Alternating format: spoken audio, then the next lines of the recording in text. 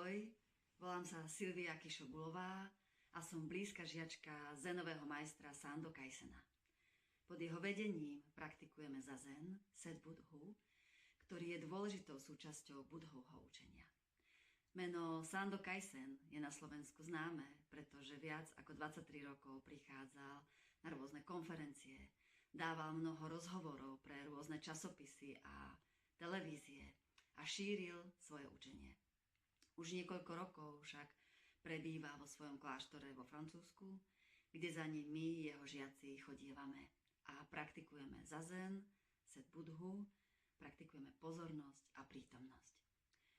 O niekoľko dní pripravujeme výnimočnú prednášku, na ktorej si vysvetlíme pozíciu zazen, prakticky si ju aj vyskúšame a potom bude nasledovať priestor na kladenie otázok, na ktoré majster odpovie prostredníctvom videohovoru. Prednáška sa uskutoční 15. júna v 4 mestách naraz, a to v Bratislave, v Trenčine, Banskej Bystrici a v Prešove. Ďalšie informácie nájdete v linku pod týmto videom. Všetci ste srdečne vítaní, tešíme sa na vás.